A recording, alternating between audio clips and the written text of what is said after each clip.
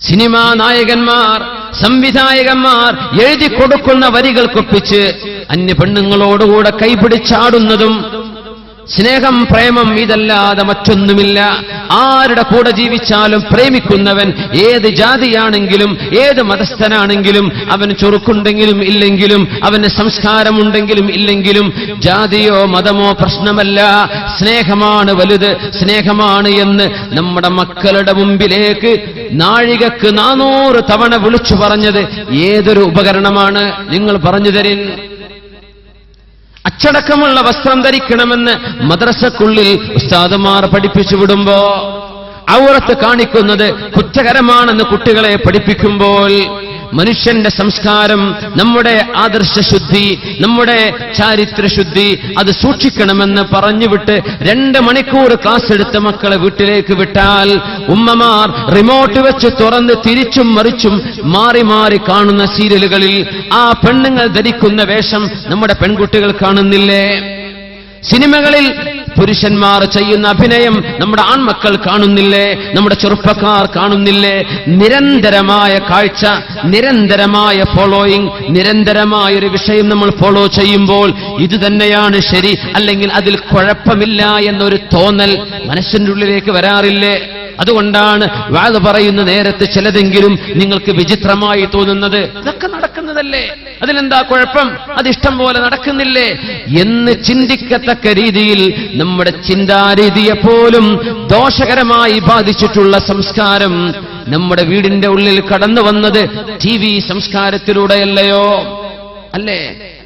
പരിശുദ്ധ റസൂലുള്ളാഹി തങ്ങൾ പറഞ്ഞു, ഫിത്നത്തുൻ, ഒരു മഹാഫിത്ന വരുന്നുണ്ട്, തദ്ഖുലു കുല്ല ബൈത്തിൻ മിൻ ബുയൂതിൽ അറബി വഗൈരിഹിം, അറബികളും അല്ലാത്തവരുമായ എല്ലാവരുടെ വീടിന്റെ ഉള്ളിലും അത് കടന്നു വരും. നല്ല പ്രോഗ്രാമുകൾ, അള്ളാഹുവിനെ പറ്റി ചിന്തിപ്പിക്കുന്നത്, നിങ്ങൾക്ക് ഭൗതിക ലോകത്തെ വിവരം തരുന്നത്, നിങ്ങൾക്ക് ഹറാം ചിന്തിപ്പിക്കാത്തത്, നന്മ തരുന്നത്, സാരോപദേശം തരുന്നത്, നന്മ, അതിന്റെ നന്മയെ നന്മയായി മനസ്സിലാക്കി സ്വീകരിച്ചുപയോഗിക്കാൻ പറ്റുന്നവർക്ക് പറ്റും, അല്ലാത്തവർ ഒഴിവാക്കിക്കോളിൻ. തീ വാങ്ങിച്ചു വെക്കണ്ട, നരകം വാങ്ങിച്ചു വെക്കണ്ട. മക്കളെ നിയന്ത്രിക്കാൻ കഴിയില്ലെങ്കിൽ, നമ്മുടെ ഭാര്യമാരെ സീരിയലിന്റെ ഭ്രമത്തിൽ നിന്ന് അവരെ മാറ്റാൻ കഴിയില്ലെങ്കിൽ, സിനിമാ ഭ്രമത്തിൽ നിന്ന് നമ്മുടെ പെൺകുട്ടികളെ മാറ്റാൻ കഴിയില്ലെങ്കിൽ, നിങ്ങൾ ഈ വാങ്ങിച്ചു വെക്കുന്ന LCD ടിവികളോ LED-കളോ അല്ലാത്തതോ നിങ്ങളുടെ വീടുകളിൽ നിങ്ങൾ വാങ്ങിച്ചു കൂട്ടുന്ന സംവിധാനങ്ങൾ, എത്ര ഇഞ്ച് വലിപ്പമുള്ള നിങ്ങളുടെ TV സെറ്റുകളാവട്ടെ, അതിന്റെ ഉള്ളിൽ കാണാൻ പോകുന്നത് സംസ്കാരശൂന്യമായ പ്രോഗ്രാമുകളാണെങ്കിൽ നിങ്ങളാണ് ഇതിന് ഉത്തരവാദികൾ, നിങ്ങളാണ് ഇതിന് ഉത്തരവാദികൾ. അല്ലാഹുവിന്റെ മുമ്പിൽ മറുപടി പറയേണ്ടി വരും. പിന്നെ എങ്ങനെയാണ് മക്കൾ നന്നാവുക? എങ്ങനെയാണ് സമൂഹം നന്നാവുക? നിരന്തരം, ഓൺ എ ഡെയിലി ബേസിസ്, എല്ലാ ദിവസവും. ഒരു കാര്യം കൂടെ പറയട്ടെ, മഗ്രിബ് നിസ്കാരം കഴിഞ്ഞാൽ ഒരൽപ്പം ഖുർആൻ ഓതുകയും സ്വലാത്ത് ചൊല്ലുകയും വിർദുകൾ ചൊല്ലി പറയുകയും ചെയ്യേണ്ട നേരമാണ്. ഇരുട്ടായി കഴിഞ്ഞാൽ മനുഷ്യന്റെ ഹൃദയത്തിലേക്ക് ഒരു പേടി വരും, ഖബറിനെ കുറിച്ച് ഓർമ്മ വരും, മരണത്തെക്കുറിച്ച് ഓർമ്മ വരും, റബ്ബേ ഞാൻ ഉറങ്ങാൻ പോവുകയാണ്, ഉറക്കത്തിൽ മരിക്കുമോ എന്ന് ഓർമ്മ വരും. ഭക്തിയുടെ നേരമാണ്, അള്ളാഹുവിനെ പറ്റി ബോധം വരുന്ന നേരമാണ്. ആ നേരത്ത് നമ്മുടെ നാടുകളിലെ ചാനലുകാർ, ഏഷ്യാനെറ്റ് അടക്കമുള്ള ചാനലുകാർ ഭക്തി പ്രോഗ്രാമുകൾ സീരിയലായി വിടുന്നില്ലേ? ഭക്തിയുള്ള പ്രോഗ്രാമുകൾ. ഞാൻ അറിഞ്ഞത് അങ്ങനെയാണ്. ഭക്തിയുള്ള പ്രോഗ്രാമുകൾ, ശ്രീരാമന്റെയോ അല്ലാത്തതെയോ കഥ പറഞ്ഞിട്ട്, ഭഗവത്ഗീതയുടെ കഥ പറഞ്ഞിട്ട്, ഭക്തിയുള്ള സീരിയലുകൾ. എന്തിന്? മുസ്ലിമീങ്ങളായ പെൺമക്കൾ, മുസ്ലിമീങ്ങളായ വീട്ടുകാരായ ആളുകൾ, ആൺകുട്ടികളും പെൺമക്കളും പരിശുദ്ധമായ ഖുർആൻ ഓതി അള്ളാഹുവിന്റെ മുമ്പിൽ നിസ്കാരവും സുന്നത്തും കഴിഞ്ഞ് ഖുർആൻ ഓതിയും സ്വലാത്ത് ചൊല്ലിയും ദിക്ർ ചൊല്ലിയും കഴിച്ചുകൂട്ടേണ്ട നേരത്ത് നമ്മുടെ വീടിന്റെ ഉള്ളിലെ ചില TV സീരിയലുകളുടെ പ്രമേയ വിഷയം ഭക്തിയാണ്. ഏത് ഭക്തി? ഹിന്ദുവിന്റെ ഭക്തി, രാമായണത്തിന്റെ ഭക്തി, നമ്മുടെ വീടിന്റെ ഉള്ളിൽ അയ്യപ്പന്മാരുടെ പേരുകൾ ശരണമയ്യപ്പ എന്ന് നമ്മുടെ വീടിന്റെ ഉള്ളിൽ വിളിച്ചു പറയപ്പെടാൻ അവസരമൊരുക്കിയത് ആരാണ്? ഇശാ മഗ്രിബിന്റെ ഇടയിൽ ശിർക്കിന്റെ വാക്കുകൾ നമ്മുടെ TV സെറ്റിലൂടെ വിളിച്ചു പറയപ്പെടുന്നില്ലേ? അള്ളാന്റെ മലക്കവിടെ വരുമോ? റഹ്മത്തിന്റെ മലക്കവിടെ വരുമോ? മുസ്ലിം ഉമ്മത്തിന് അള്ളാഹുവിന്റെ മുമ്പിലേക്ക് ഖേദിച്ചു മടങ്ങേണ്ട സമയത്ത്, റബ്ബിനോട് ഭക്തി തോന്നേണ്ട നേരത്ത് അനിസ്ലാമികമായ ഭക്തി പ്രോഗ്രാമുകൾ ഇതൊക്കെ കഴിഞ്ഞിട്ട് പിന്നെ അമ്മായിമാനെ പുറത്താക്കുന്നതും അമ്മായിമയെ കൊല്ലുന്നതും അമ്മായിമയെ വഞ്ചിക്കുന്നതും ഈ കഥയൊക്കെ പറയുന്ന സീരിയൽ ഭക്തികൾക്ക് പിന്നെയാ വരുന്നത് അല്ലേ? മുസ്ലിമിന്റെ സംസ്കാരത്തെപ്പറ്റി ബോധം വേണം. നമ്മുടെ ഈമാനാണ് ഈ ഞെക്കിക്കൊന്നുകൊണ്ടിരിക്കുന്നത്, നമ്മുടെ വിശ്വാസമാണ് ഇങ്ങനെ നശിപ്പിച്ചുകൊണ്ടിരിക്കുന്നത്. അതുകൊണ്ട് സഹോദരന്മാരെ, സഹോദരിമാരെ, നിങ്ങൾക്ക് നിങ്ങളുടെ കണ്ണുകളെ സൂക്ഷിക്കാൻ കഴിയില്ലെങ്കിൽ, നിങ്ങളുടെ മനസ്സിനെ സൂക്ഷിക്കാൻ കഴിയില്ലെങ്കിൽ എടുത്തു മാറ്റിക്കോളൂ. കിട്ടുന്ന വിലക്ക് നിങ്ങൾ നശിപ്പിച്ചു കളഞ്ഞേക്കൂ. ഹറാമാണ്. നിങ്ങളുടെ മക്കൾ നശിപ്പിക്കുന്ന ഉപകരണം വീട്ടിൽ വെച്ചുകൊണ്ട് ഇസ്ലാം നശിപ്പിച്ചു കളയല്ലേ. ഫിത്നത്തുൻ തദ്ഖുലു കുല്ല ബൈത്തിൻ മിൻ ബുയൂതിൽ അറബി വഗൈരിഹിം. അറബികളുടെയോ അനർബികളുടെയോ വ്യത്യാസമില്ലാതെ എല്ലാവരുടെ വീട്ടിലും കയറിക്കൂടുന്ന ഒരു ഫിത്ന ലോകാവസാനത്തിന്റെ മുമ്പ് വരുമെന്ന് മുത്ത് റസൂലുള്ളാഹി സ്വല്ലല്ലാഹു അലൈഹി വസല്ലം തങ്ങൾ പറഞ്ഞത് TV സാറ്റലൈറ്റുകളെ കുറിച്ചല്ലേ? എന്തൊരു അത്ഭുതമുള്ള ഹദീസാണ്. വീടിന്റെ ഉള്ളിലേക്ക് അറബിയും അനർബിയും വിഷയമല്ല, മുസ്ലിമും അമുസ്ലിമും വിഷയമല്ല. ഇനി ഇവിടെ നിന്ന് ഒടിച്ചു മാറ്റി കുട്ടികളൊക്കെ അയൽപക്കത്ത് പോയി കാണുകയാണ്, അല്ലെങ്കിൽ മൂത്താപ്പാന്റെ വീട്ടിൽ നിന്ന്, എളാപ്പാന്റെ വീട്ടിൽ നിന്ന്.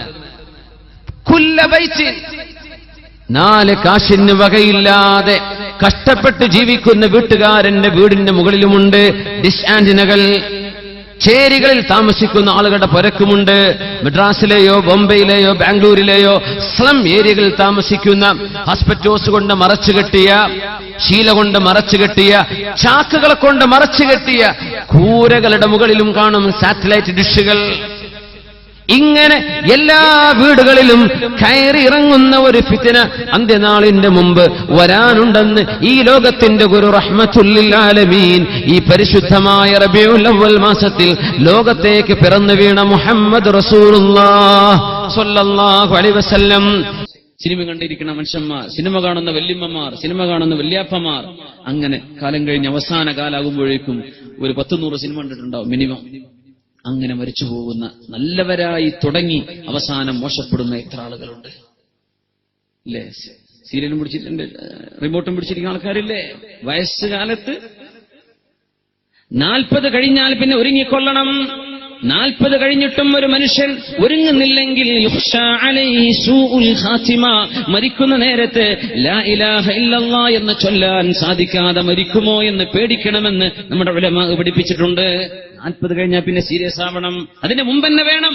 40 കഴിഞ്ഞാൽ എന്തായാലും നല്ലവരായി ജീവിച്ച് പിന്നെ അവസാനം സിനിമ കണ്ടു മരിക്കുന്ന വല്യമ്മ വല്യപ്പന്മാരും. പൊന്നാര മുഅ്മിനീങ്ങളെ, സഹോദരന്മാരെ, സഹോദരിമാരെ, അല്ലാഹു പരീക്ഷിക്കാൻ വിട്ട ലോകമാണിത്.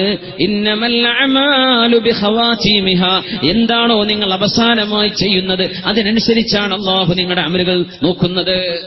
എങ്ങനെ അവസാന കാലം എന്ത് ചെയ്തു അതനുസരിച്ച് അല്ലാഹു നമ്മളും തമ്മിലുള്ള രേഖ, അങ്ങനെയാണ് റബ്ബ് രേഖപ്പെടുത്തുന്നത്. അവസാന കാലം എങ്ങനെയാണ്? അല്ലാഹു നമുക്ക് നന്നാവാൻ തൗഫീക്ക് തരട്ടെ. ഈ റിയാലിറ്റി ഷോ നടത്തുന്ന ആളുകൾ, പാട്ടുകാരികളെ കൊണ്ടുവരുന്നവര്, സിനിമാ നടീ നടന്മാരെ കൊണ്ടുവരുന്നവര്, അതിന്റെയൊക്കെ പിന്നിൽ വ്യഭിചാരത്തിന്റെ പിമ്പുകളായിട്ട് വർക്ക് ചെയ്യാറില്ലേ? നിങ്ങൾ സ്വന്തം ശരീരത്തോട് ചോദിച്ചു നോക്ക്. പിമ്പുകാരായിട്ട് ജോലി ചെയ്യാറില്ലേ? വ്യഭിചാരത്തിന്റെ കച്ചവടം അതിന്റെ പിന്നിൽ നടക്കാറില്ലേ? അതല്ലേ ഈ പറഞ്ഞ വാക്കിനർത്ഥം? അൽ ഗിനാ. ഈ പാട്ടുകൾ നമ്മുടെ വീടിന്റെ ഉള്ളിൽ TV ഓൺ ചെയ്താൽ കേൾക്കുന്നത് പാട്ടല്ലേ? നമ്മുടെ മക്കളല്ലേ കേൾക്കുന്നത്? നമ്മുടെ മക്കൾ കാണുന്നതല്ലേ? വാപ്പയും ഉമ്മയും ഇരുന്ന് നടീ നടന്മാർ ആലിംഗനം ചെയ്യുന്ന കാഴ്ച, ചുംബനം ചെയ്യുന്നത് നിസ്സങ്കോചം, നാണം പോലുമില്ലാതെ മക്കളും വാപ്പയും ഉമ്മയും ഇരുന്ന് കാണുന്നില്ലേ? പച്ച ഹറാമല്ലേ സഹോദരങ്ങളെ ഇത്? അഫല്ലാഹു അമ്മാ സലഫ്. കഴിഞ്ഞു പോയ കാലത്ത് പറ്റിയ തെറ്റുകളൊക്കെ അല്ലാഹു നമുക്ക് പുറത്തു തരട്ടെ. അല്ലാഹു നമുക്ക് മാപ്പ് തരട്ടെ. നമ്മുടെ ഉമ്മത്തിന് അല്ലാഹു പുറത്തു തരട്ടെ. എല്ലാവർക്കും അല്ലാഹു മാപ്പ് ചെയ്യട്ടെ. ഇവിടുന്ന് അങ്ങോട്ട് നന്നായിക്കോളൂ. ഞാൻ എന്റെ ശരീരത്തോട് നിങ്ങളോട് വസിയത്ത് ചെയ്യാം. അല്ലാഹു നമ്മെ സഹായിക്കുമാറാകട്ടെ. അതുകൊണ്ട് നമ്മുടെ സലഫ് സ്വാലിഹീങ്ങൾ പറയുന്നത് അൽ ഗിനാ യൂരിസുൻ നിഫാഖ ഫീ ഖൗം. ഒരു സമൂഹത്തിന്റെ മനസ്സാകെ കപടവിശ്വാസമായി മാറാൻ ഗാനമേളകളെ കൊണ്ട് സാധിക്കുമെന്നാണ്. ഒരു ഗാനമേള ഒരു നാട്ടിൽ നടന്നാൽ ആ നാട്ടിലെ മനുഷ്യരുടെ, ആണുങ്ങളുടെയും പെണ്ണുങ്ങളുടെയും കുട്ടികളുടെയും മനസ്സിന്റെ ഉള്ളിൽ തിന്മകൾക്ക് കുഴപ്പമില്ല.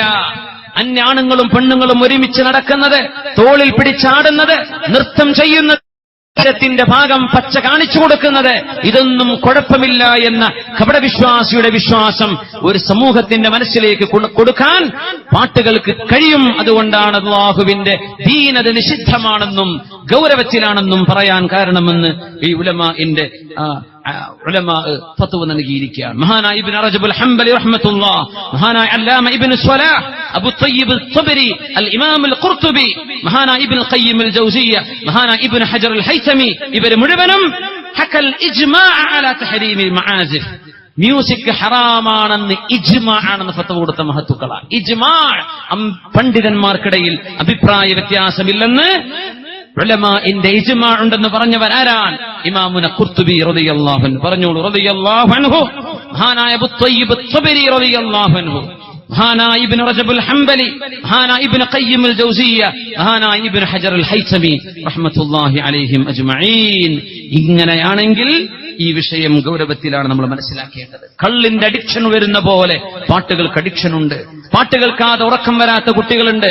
ഉമ്മമാരെ, കുട്ടികൾക്ക് ഇത് വാങ്ങിച്ചു കൊടുക്കുമ്പോ, മൊബൈൽ ഫോണുകൾ വാങ്ങിച്ചു കൊടുക്കുമ്പോ, MP3കൾ വാങ്ങിച്ചു കൊടുക്കുമ്പോ, അവർക്ക് നിങ്ങൾ കളിക്കോപ്പുകൾ വാങ്ങിച്ചു കൊടുക്കുമ്പോ പാട്ടുകളില്ലാത്തത് വാങ്ങിച്ചു കൊടുത്തേക്കണേ. സിനിമാ പാട്ടുകൾ, ആഭാസമുള്ള പാട്ടുകൾ ഞാൻ തിരുത്തി പറയേണ്ട ആവശ്യമില്ലല്ലോ, അത് നിങ്ങൾ ശ്രദ്ധിക്കണം. അല്ലാഹു സുബ്ഹാനഹു വ തആല നമ്മുടെ മക്കളെയൊക്കെ നന്നാക്കി തരുമാറാകട്ടെ. അല്ലാഹു നന്നാക്കി തരുമാറാകട്ടെ. അല്ലാഹു നന്നാക്കി തരുമാറാകട്ടെ. അള്ളാഹുവിനോടുള്ള സ്നേഹം കൽബിൽ നിന്ന് നഷ്ടപ്പെടുകയാണ്. അള്ളാഹുവിനോടുള്ള ഹുബ്ബ് കൽബിൽ നിന്ന് അള്ളാഹു എടുത്തു കളയും. കൽബിന്റെ ഉള്ളിൽ അള്ളാഹു സുബ്ഹാനഹു വ തആല കപട വിശ്വാസം കൊണ്ടുവരും. അള്ളാഹു സുബ്ഹാനഹു വ തആല നമ്മുടെ ഉമ്മത്തിനെ കാത്തുരക്ഷിക്കട്ടെ.